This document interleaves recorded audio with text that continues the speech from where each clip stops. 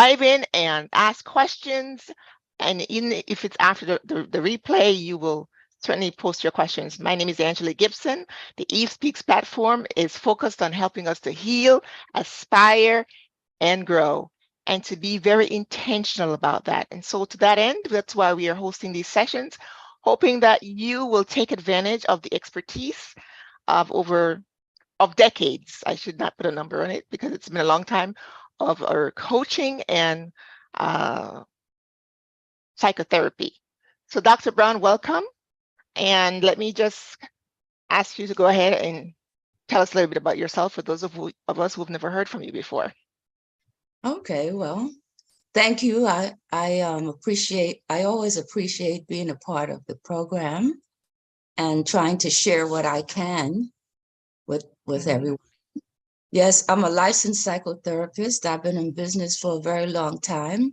I think you can look at my gray hairs and tell I've been around for a little while, and I'm proud of them. And I'm also a coach. And this evening, I want to talk about something that is really going to change your life dramatically if you pay attention. Operative word, to pay attention, huh? I like that. Pay attention, you know. Actually, you might even want to get a pen and paper or something and write a few things down, because the information here is life-changing if you use it. If you understand it and if you use it, it can be life-changing. And what we're talking about is how to change your attitude for altitude. And what that means basically is, what does it take to be successful? And to be successful, the main thing you have to have is a positive attitude. Who wants to deal with someone who is a negative person? Few of us want to do it. We tolerate it if we have to, and we avoid it like the plague if we can. And so today I'm going to talk about what are the right attitudes? What attitudes do you need to have in order to take care of your soul? Well, before you go there, can I ask you this question, Dr. Brown? Sure, go ahead. What's the definition of changing an attitude for the altitude? How should we think about this? I often think about it in terms of a plane ride, which I took not too long ago. And for me to get to my destination, the turbulence was out of this world. People were throwing up. One woman was wailing. Kids were screaming. The pilot told me afterwards he was scared. Thank God he told us after the fact. But the point is, it was so much turbulence to get to the altitude. And once he got there, in order to stay out of danger, he had to stay at that altitude, even though that wasn't his initial intention. So when you talk about changing altitude for attitude, or changing attitude for altitude, what are you trying to tell us? What should we consider, or how should we frame it in our minds? Okay, trying to use it in the, following the model that you gave. For most of us, unfortunately, we haven't always had the best preparation for adulthood. And that leaves us to feel and think and feel in ways that are not helpful. And when we're confronted, if we happen to be confronted, lots of turbulence takes place. We don't want to hear it. We don't want to have anything to do with anybody that tells us we are not okay, because we are so used to being who we have been all our lives. The problem is, it won't take too long to know there's a problem, and that is, you'll find yourself running in circles, trying to lift off, not be able to make that lift off. And And the thing that's getting in the way is inaccurate thinking. But isn't it true, though, that regardless of whether or not there was some kind of negative experience that we had when we were younger, turbulence is just part of the process of growing, would you say? Turbulence is part of the process of growing. But for most of us who have had the support that we need, we are able to make that liftoff with some difficulty. For people who have negative thinking, they're not getting off the ground. They may think that they're getting off the ground, and I'm sure that they're absolutely convinced that they're getting off the ground.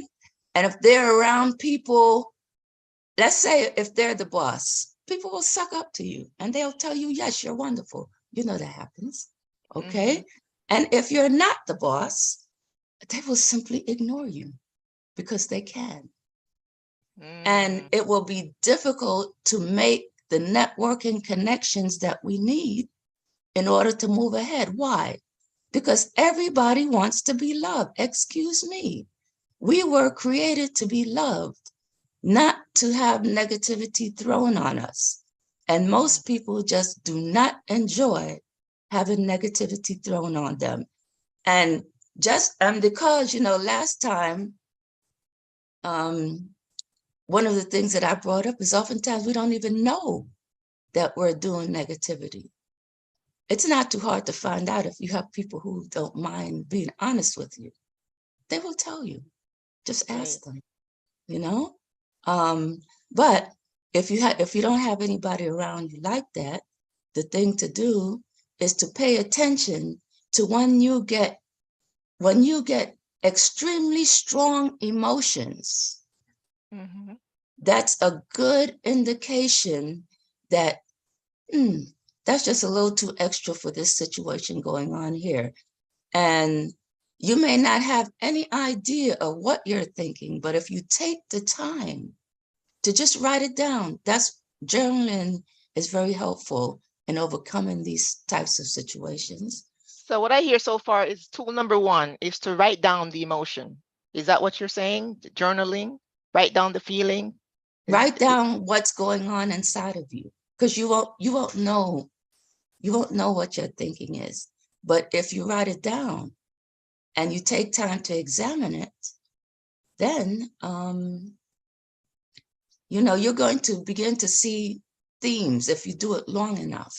And if you want to know, see, if you don't want to know, yes, if you don't want to know, well, first of all, you're probably not going to write anything down. And if you do, you won't take it very seriously.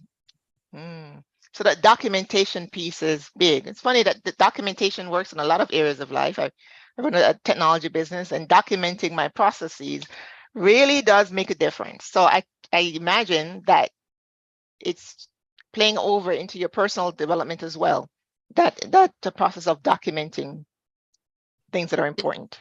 Keeping track, paying attention, and keeping track. All right. In simple words, So and that's part of the self-care that we talked about, that we're talking about tonight, self-care for the soul. That ties in quite well with it. Yes, well, what happens is this. Our attitudes are formed first by the thoughts we have about whatever the situation is. Something can happen and we'll have a thought about it. And that thought will affect how we feel. And then how we feel affects what we do. And then what we do affects whether or not, whatever we're doing, if it's moving towards our goal, we're going to reach it.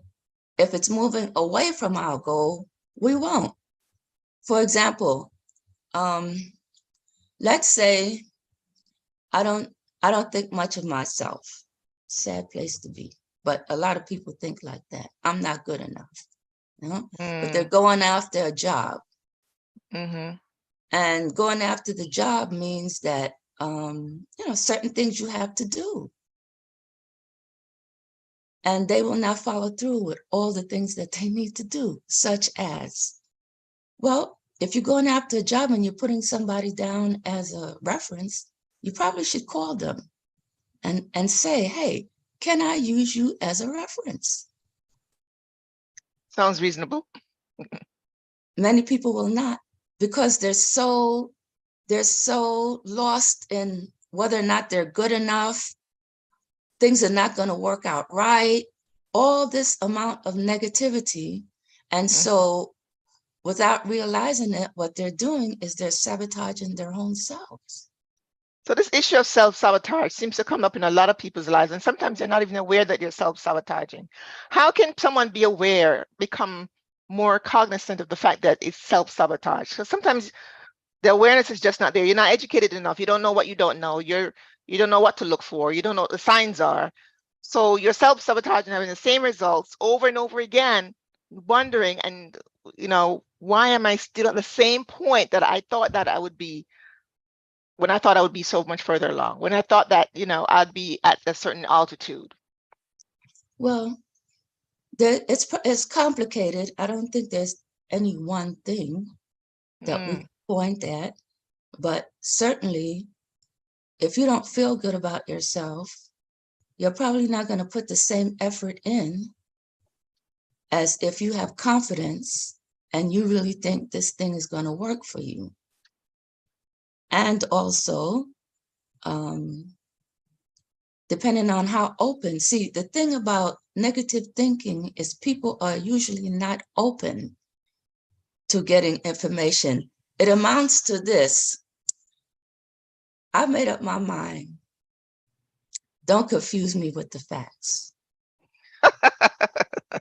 I'd rather go by my feelings. Is that it?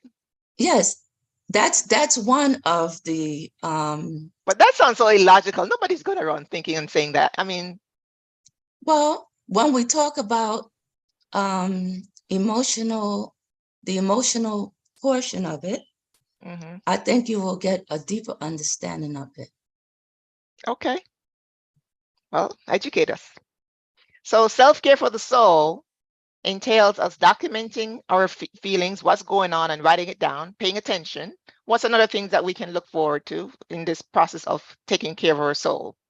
Well, I think before we get to writing down, I think it's important to understand what is the soul.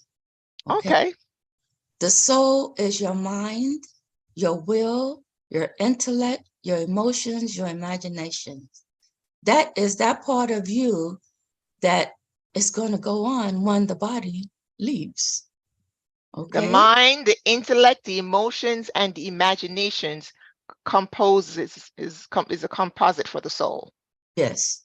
In other words, there's a physical self, our bodies. There's the soul, the mind, the will, the intellect, the emotions, the imagination. The seat of the soul is the emotions. Okay. And then the other part of us is the spiritual part.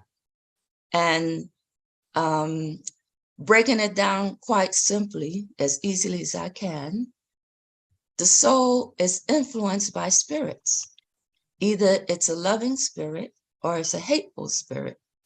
And on the hateful, we can put confusion too, because confusion is, not of God, okay? So what happens is you are motivated or influenced by some spirit, okay? Let's just look at the negative side. If you're influenced by negative spirits, and how does that happen, okay? Where does the negativity come from? It can come from many places, but a lot of times it comes from early in life when we did not get the care that we needed in order to develop. Last week, I went through the stages of development. I'm not going to do that this time, but we have to pass through developmental stages, and we have to pass through those stages in a way that is satisfactory, or else we're lacking things. And when we lack, what happens is we then have to make up things. We don't understand what's going on around us. So we make up things. And when we make up things, that's where the negative thinking comes in. So you're saying if we're not educated about our soul and our emotions, then we tend to fill in the gaps with our own ideas? Is that what happens? In other words, when we're not nurtured properly, we don't understand things. Mm-hmm. And when we don't understand, we fill in the gap. And little children don't understand most things. Right. And if they don't have the guidance that they need, they fill in the gap, and filling in the gap can sometimes be quite inaccurate, but they don't know it's inaccurate. And so that follows them all the way through their lives unless there is some effort to address these things. Now, it has detrimental effects. You can see if you're negative, but it's not a situation that can't be fixed, but you have to want to fix it. Okay, so part of the fixing, as you said before, is paying attention, writing things down. Write down what's going on inside of you, documenting it. And what's the next step in the self-care for the soul process? Okay. Does it follow a natural order, like a sequence of? There is a whole sequence of things that you do with the journaling. I can't get that right now. Perhaps at some other time, but pretty basically it's examining your thoughts, examining what you think. Let's say, I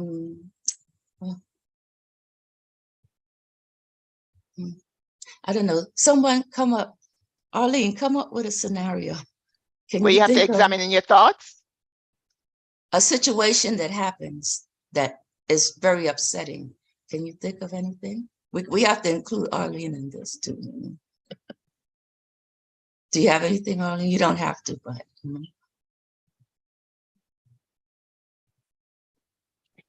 You're in mute, Arlene. Oh, okay. And was if I know of a scenario where what? Well, I was saying if you thought of if you could think of a scenario where something happened and it upset you. Oh yeah, lots of scenarios. Well, choose one. Situation where something happened and it upset me.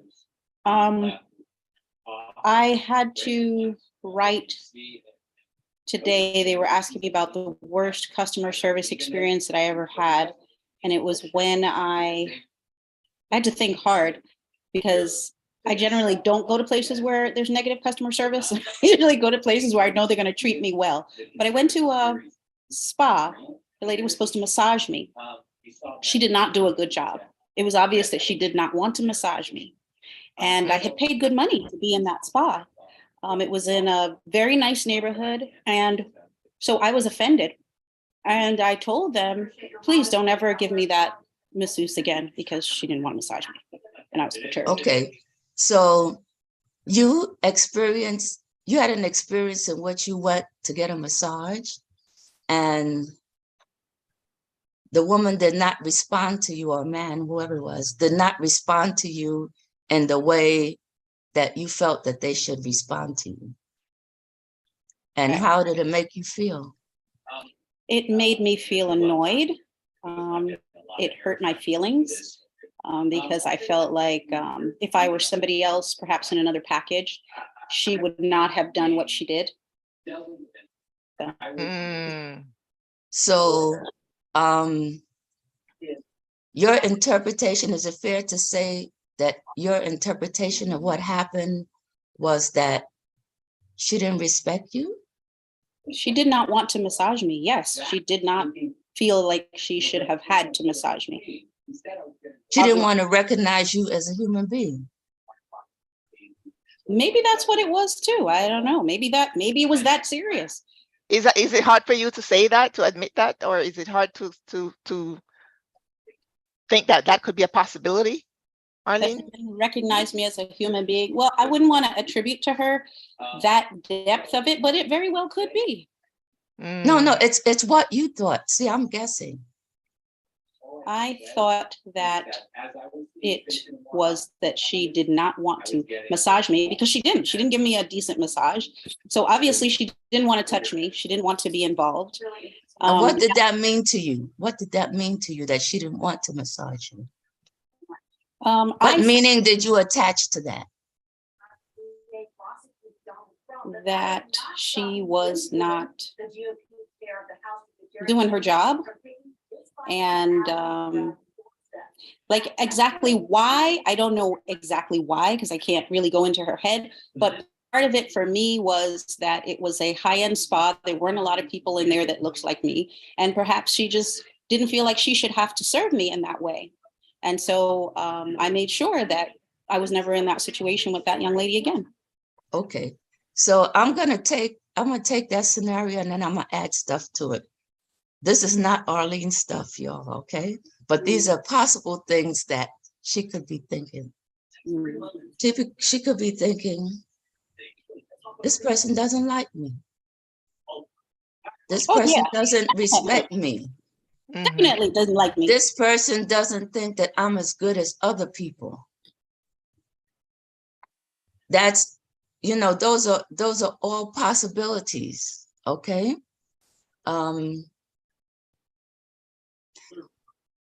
But then there could be other explanations. You know, when you go through the thought log, that's what it's called. When you go through the thought log, you might find, hey, there's a possibility that maybe this was just a bad day for her, a bad hair day, and you happen to catch it.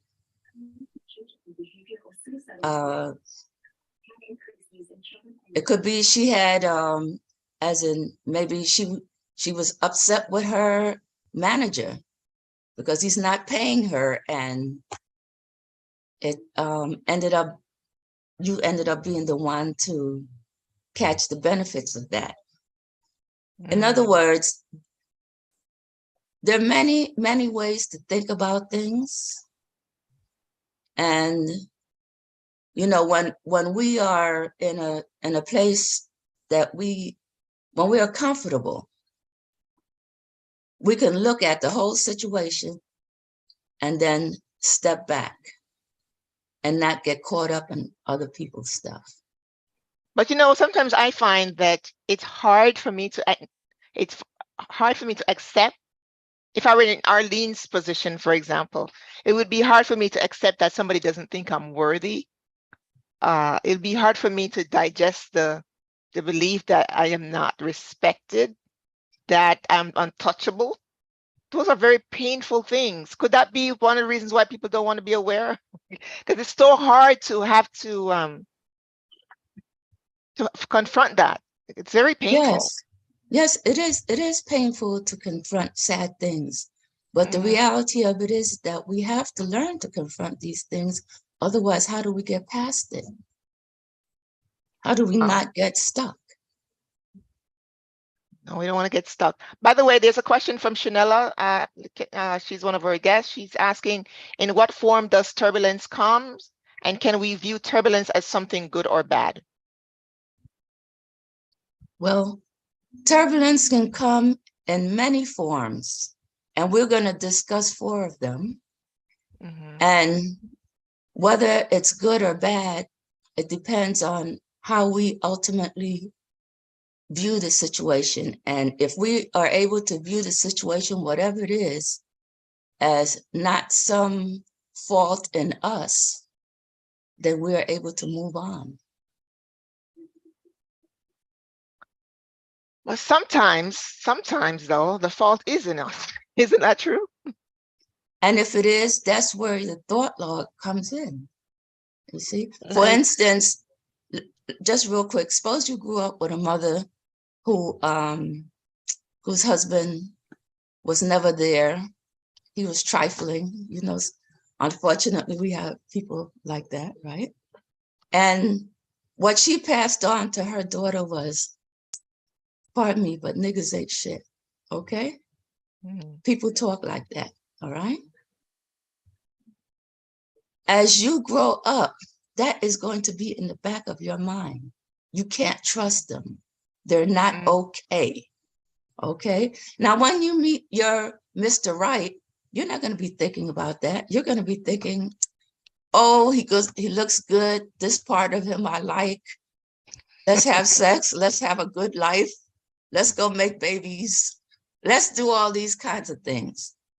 And then when life settles in and turbulence comes, there'll be a very big tendency to go back to what mom said, and to see that as a fact.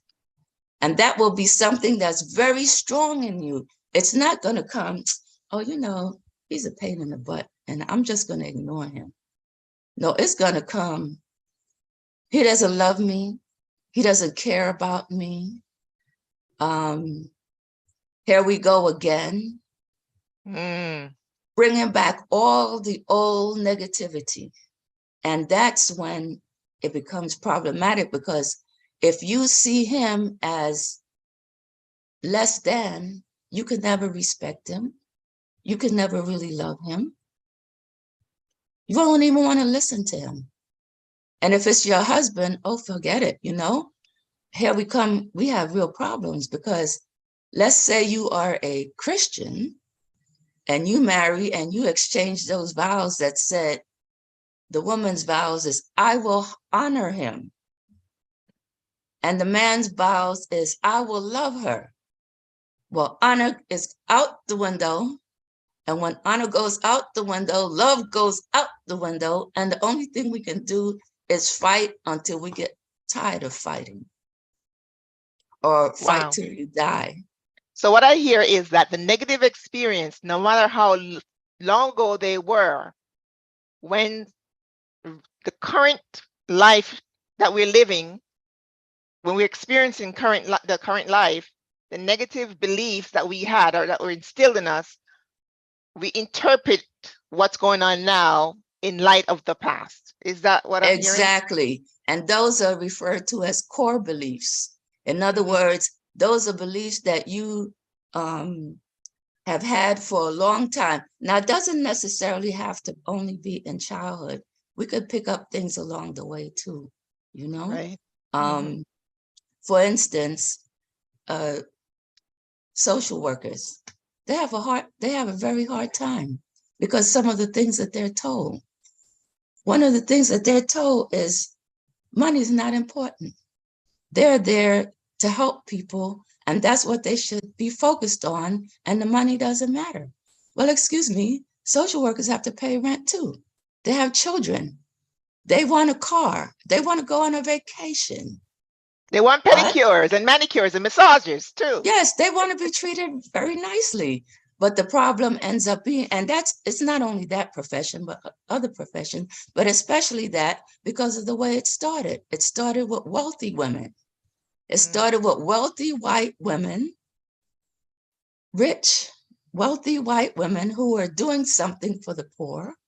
And then they decided, I'm not doing this anymore. So then the poorer white women eased in as nurses, as different professionals, but they wanted the rich guy. So they pretended to be rich. And so everybody wanted to identify with wealth. And if you identify with wealth, then you're not thinking about, you know, rent and things like that. So see, it could, in other words, come to you later on in life in different ways. Okay. What's another self-care tactic or measure that we can use to take care of our souls? Well, I think the biggest thing is to be aware that there are problems. And the next step is to find out what some of those problems are, and to honestly listen to see if you have any of them. And who are you listening to? You listen to yourself, you know? In other words, listen to myself. If I'm already confused and having misinterpretations, how can I trust that when I'm listening to myself, I'm listening? Is that a good source? If you want if you want to. Remember I said, Mhm. if you want to find out what's wrong and you journal, I feel this, I feel that, I feel this, I feel that. Mhm. You're going to look at those feelings and you're going to find that those feelings fit. If your feelings are appropriate, then they're appropriate. All right. But if they're not appropriate and you are aware of some of the inappropriate feelings that people can have, ways of thinking, remember, there's thought affecting how you feel, affect what you do. If you examine them, it is possible. Scientifically, they've proven it. There are books about it, okay? That if you want to take the time, now, not everybody can, and if you can't, then that's when you go and get professional help. Okay, and speaking of professional help, please be advised, or please let me take this opportunity to say that you can certainly reach out to us on our platform, the Evespeaks platform, where we are focused on healing, aspiring, and growing. And you can certainly schedule a personalized consultation to start looking at some of the things that could possibly be causing you not to get to the altitude that you want to get to. Another thing you talked about, but before we go on, I want to acknowledge another question. Maybe it's more of a statement. So self-care, according to Ms. Willis, says, so self-care is basically how each of us view ourselves. Question is, what if you have a positive outlook, always trying to do and treat yourself right, but always seem not to practice self-care and things are always in shambles? Did you understand that question? No, can you reword it? I think they're saying that the person is saying that they try to have a positive outlook. They're really trying to do the right thing and treat themselves right. But it just seems like things are always in shambles. And even though they're trying, they're really giving the best effort they can, but it's not panning out. Well, right now I could think of one or two possibilities.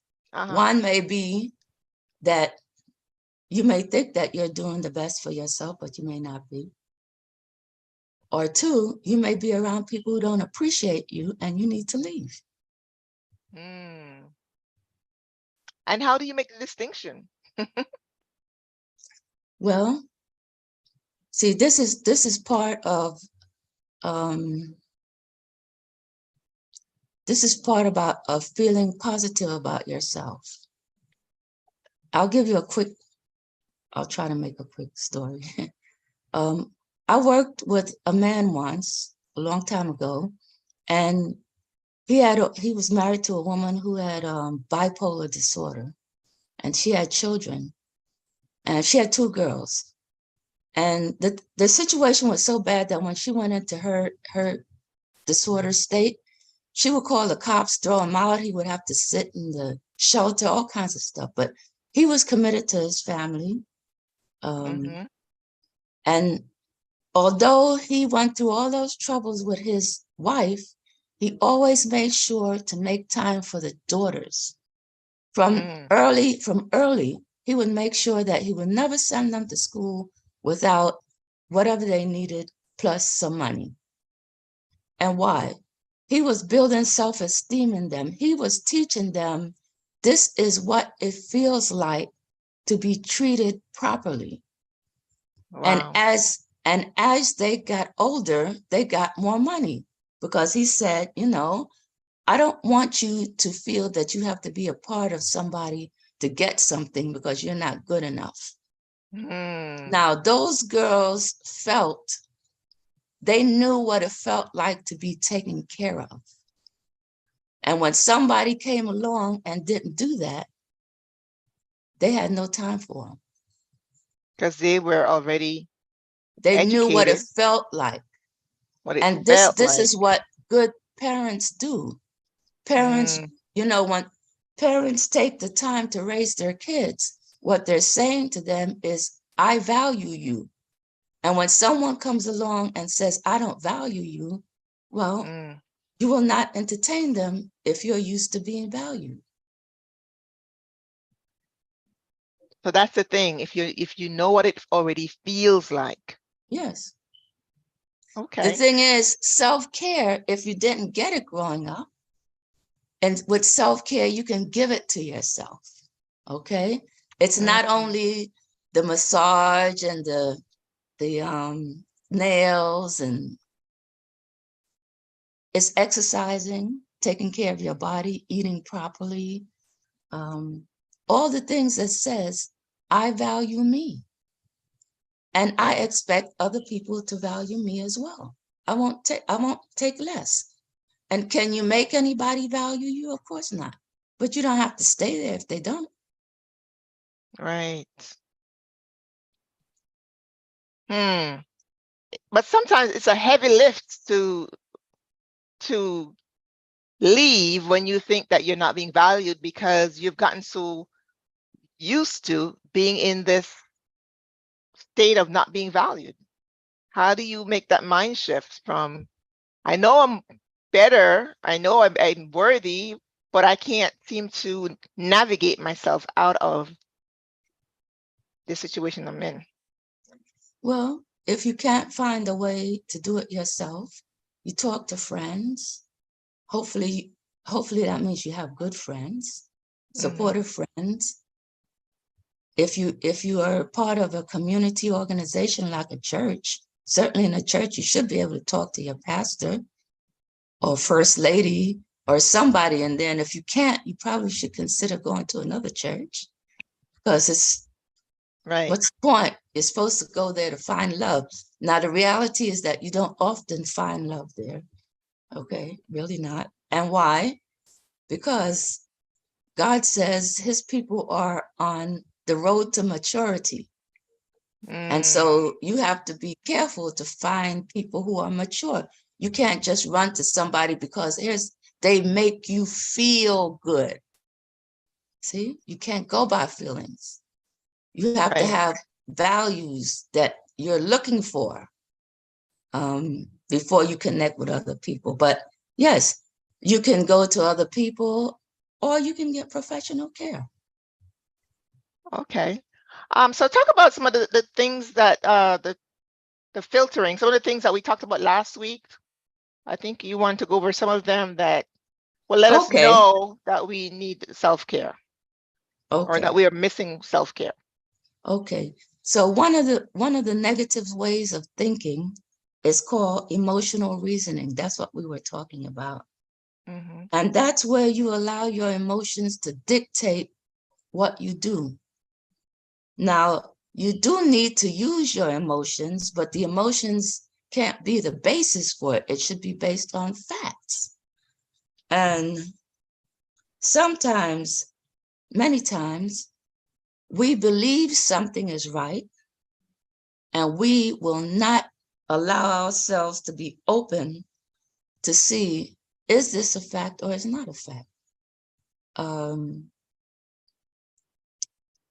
Let's say you think, oh, you think your friend doesn't like you or something like that, you know? No, better yet, I can give you a better example. One day a woman was walking in the park, walking her dog, and she would pass this other lady who was also walking the dog, and she would say hello to her, and the lady would never respond. And so she decided in herself that the lady was stuck up. She didn't like her. She didn't care. She came up with all these things that she knew absolutely were true. And then one day she said, no, I'm going to make myself go and talk to that lady. Why doesn't she want to talk to me? And so she went up to the lady right in her face and said, why don't you want to talk to me? And the lady says, I'm sorry, my dear, I'm deaf.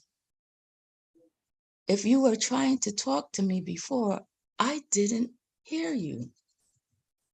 But the fact that you came close to me and you spoke louder helped me to see that you were trying to say something to me, and I have absolutely nothing against you. See, Wow. if she didn't check it out, she would have gone on her feelings that this lady is a bee, she don't like me, blah, blah, blah, blah, blah, blah, blah, blah, all that kind of stuff. So that's the danger of emotional reasoning. And can you imagine if you do that with people that you need, you know? So people who do emotional reasoning, their thinking is, I'm depressed, I must be weak. You know, these are examples, okay? Right. I feel hopeless. I must really be hopeless. I'm Mm. scared of elevators. They must really be dangerous. In other words, they're allowing their emotions to rule them, not the facts. As when the young lady went up to the older woman who dressed nice with a nice dog and all this kind of stuff. And she found out, oh my God, I was wrong. It's not that she didn't like me. She had a disability. So Wow. that's Emotional emotional. reasoning. Yes. And summing it up, it's just going only by what you feel, not by checking the facts out. Last week, I think we did a little thing when I asked you about what was your best subject in school. English, yes. And you said English. And if somebody came up to you and said to you, you don't know what you're talking about, you're not good in English. Well, see how you're smiling? You know it's not true. But the way that you can prove it is look at my grades. Right. My grades are 80s and 90s. What are you talking about? What planet did you just land here from? You know? Versus, yes, I do. I do know what I'm doing, and you don't know what you're talking about, and you know, all that kind of stuff. So let me ask this question. Do you find that, with this distortion of emotional reasoning, that it's more women than men? They tend to say women are emotional and they go by their feelings, and we get No, put in this both. category. Men But it's and not really women true. do that. Men and women. Okay. It has So how- more to do with how you grew up and how much support you received, how much guidance, how much direction, how in tune you are with your environment versus going into your pain, like Right. in terms of your book, focusing on your splinters so much that you can't see what's going on around you. She's referring to my book, Peace Beyond the Splinter, Reclaim Your Promise of Peace Reclaim Your Promise of Peace and Profit from Anxiety's Grip Through Prayer. That's the name of the book. So I see that Marie Danielle has joined us. Marie, if you have any questions, you can certainly put them in the chat and I will get them answered by the doctor here. Patricia, if you have any questions, you can also put in the chat. I'll get them answered since we have the doctor here. Go ahead, Dr. Brown, tell us about another filter or distortion that we may have that prevents us from practicing good self-care for our souls. Yes, another inaccurate way of thinking is called labeling. Labeling. Yes. What does that mean? What it means is you make a judgment about yourself or other people. I'm stupid. He's stupid. He's ignorant. He doesn't know what he's doing. Wow. In other words, you have a judgment, but it's a negative judgment about people. See? Again, nothing to substantiate this. It's just your thought. Let me just read this because maybe it'll help you. If you meet someone who seems standoffish, you might call them a jerk, just like that lady did. But maybe they're just having a bad day or grieving. The one instance does not define who they are, but the label makes it seem so. See? Yeah. Instead of describing what happened, whatever the situation is, not getting the job you wanted, You attach a negative label to yourself. I'm a failure. And labeling leads to feelings of frustration, anxiety, depression, and a whole bunch of other stuff. Inaccurate thinking. It's really important. So this also interferes with self-care for your soul, because if you're labeling yourself or labeling other people, you can't feel good about yourself. And a lot of times I find if we are treating people badly, we don't like it's because we feel badly about ourselves too. So self-care for our souls. So let me just say one thing. Sometimes people could label themselves as well, but it's not seen as a negative thing, I think. I don't know. But like, let's say some people consider themselves nerds and they're proud of it because they're smarter than the average bear. So, you know, just to even it out. Okay. Okay. So we have labeling. We have, what was the first thing? Emotional reasoning. Yes. I think we have time for 2 more. Yes. So the next one is called personalization. Personalization. And that's where you take everything personally. You assume that everything that happens around you, you know, somehow or another, you're responsible for it. Wow. So with personalization, you take things personally, assuming that you're the cause of something or to blame. Even if you might shoulder a little blame in some situation, in most cases, nothing is ever all your fault. And sometimes you might even blame yourself without any underlying reason. There's no reason. Like an example could be a parent who has an acting out child. The parent could blame themselves for the child's behavior, when in fact, you know, there may be other things going on. Right. And with a mother who does that, she will say, well, I'm not a good mom. I must be a bad mom because my child has a problem, versus getting the facts. And what could be the facts? Maybe there's a teacher in school that's picking on your kid. These things happen. You know, you don't want to be that ghetto mom to go there and kick somebody's butt, you know? But you also want to explore what's going on. There's a whole lot of things that happen in schools that's not right. I remember being in high school, you know, and I had a teacher, and what he would do is he would put all the girls up front, and the ones who put their legs open the widest got the A's. Yes. Oh my gosh, that sounds Yes. preposterous. That's public school, okay? That happened in public school. And let's say your daughter is, I don't know, being subjected to this, and you're lost in your own distortion and you don't have time for her. She's suffering. And you're saying, I'm a bad mom. No, you're not a bad mom. You just need to pay attention. Wow. So we have emotional reasoning, we have labeling, we have personalization. And the last one is catastrophizing. I can never say that word. Catastrophizing.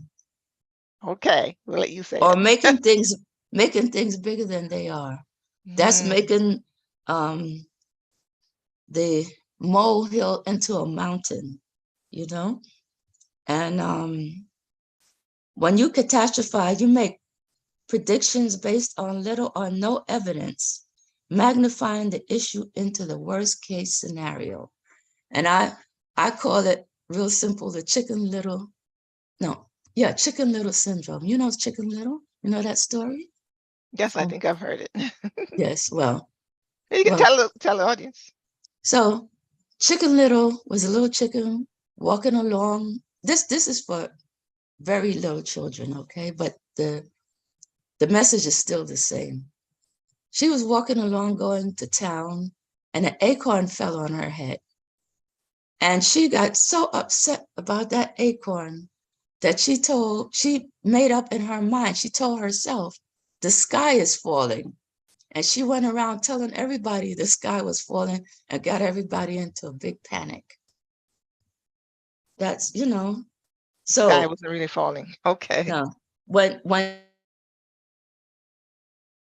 you catastrophize, you may have these kinds of thoughts. If I fail this test, I'll never graduate or be able to get a job.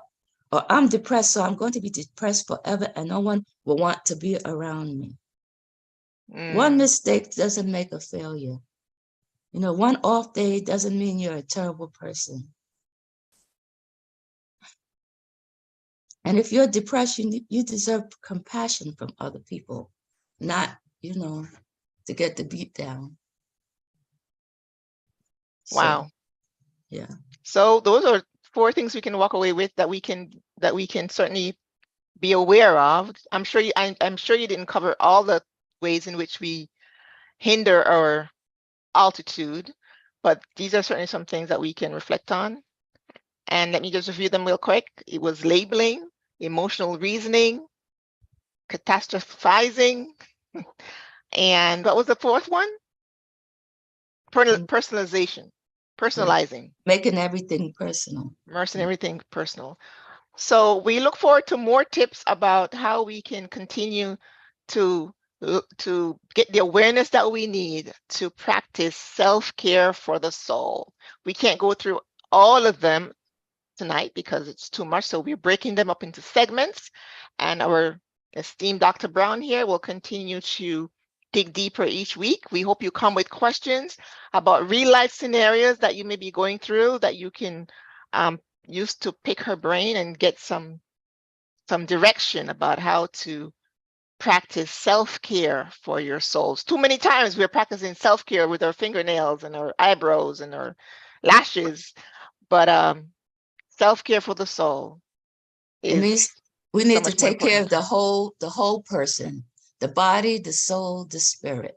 Does anybody have any question that they would like to ask me before we end? Yes, we have 4 minutes. Now is your moment. Okay. Well, in any event, you can certainly reach out to us on the Evespeaks platform by going to www.evespeaks.com. You can schedule your personalized consultation and get a chance to meet with one of our coaches, where we'll continue to talk about how to exchange your current attitude for your altitude through self-care for the soul. Thank you for joining us tonight. We appreciate your time and your attention. And once again, thank you, Dr. Brown. You're Have a welcome. great night, everyone.